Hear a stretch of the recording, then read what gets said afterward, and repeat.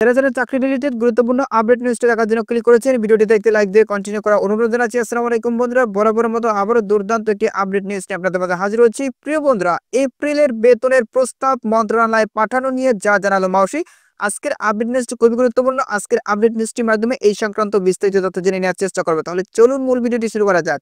প্রিয় বন্ধুরা, মূল ভিডিওটি শুরু করার আগে বরাবরের মতো ছোট্ট একটি রিকোয়েস্ট থাকবে। আপনি যদি আমাদের এই পরিবারের নতুন দর্শক হয়ে থাকেন, এরকম নতুন চাকরি রিলেটেড আপডেট সবার আগে পেতে আমাদের এই চ্যানেলটি সাবস্ক্রাইব করে রাখুন। আমাদের দেখতে পাচ্ছেন দ্য ডেইলি ক্যাম্পাস পত্রিকা এই নিউজটি প্রকাশ করা হয়েছে। এখানে বলা হচ্ছে এপ্রিলের বেতনের প্রস্তাব মন্ত্রণালয়ে পাঠানো নিয়ে যা জানালো মাউসি, নিচে একদম বিস্তারিতভাবে উল্লেখ করা হচ্ছে। এখানে বলা হয়েছে বেসরকারি স্কুল কলেজে কর্মরত এমপিভুক্ত শিক্ষক কর্মচারীদের এপ্রিল মাসের বেতনের প্রস্তাব এখনো শিক্ষা মন্ত্রণালয়ে পাঠায়নি মাধ্যমিক ও উচ্চশিক্ষা অধিদপ্তর মাউসি। আগামী সপ্তাহে বেতনের প্রস্তাব মন্ত্রণালয়ে পাঠানো হতে পারে বলে জানা গেছে।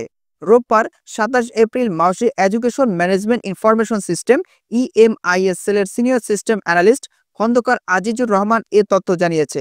ইএমআইএসএল প্রধান জানান, নতুন এমপিভুক্ত শিক্ষকদের জন্য সার্ভার ওপেন করে দেওয়া আছে।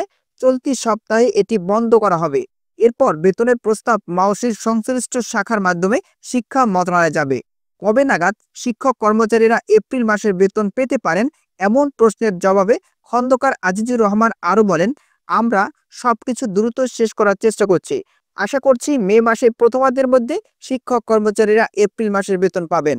জানা গেছে সরকারি কর্মকর্তা কর্মচারীরা ইএফটির মাধ্যমে বেতন ভাতা পান। তবে বেসরকারি শিক্ষা প্রতিষ্ঠানে কর্মরত এমপিভুক্ত শিক্ষক কর্মচারীদের বেতন ভাতা সরকারি কোষাগার থেকে ছাড়া হলেও তা রাষ্ট্রায়ত্ত ৮টি ব্যাংকের মাধ্যমে অ্যানালগ পদ্ধতিতে ছাড় হয়।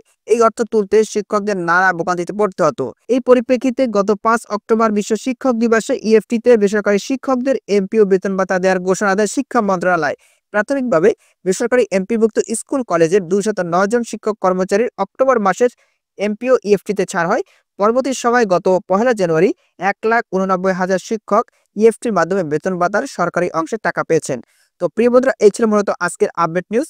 এই বিষয়ে যদি আপনাদের কোনো ব্যক্তিগত মতামত থেকে থাকে তাহলে অবশ্যই কমেন্ট করে জানাবেন। পরবর্তীতে নতুন করে ভিডিও নিয়ে আপনাদের মাঝে হাজির হব। সবাই ভালো থাকবেন, সুস্থ থাকবেন। আল্লাহ হাফেজ।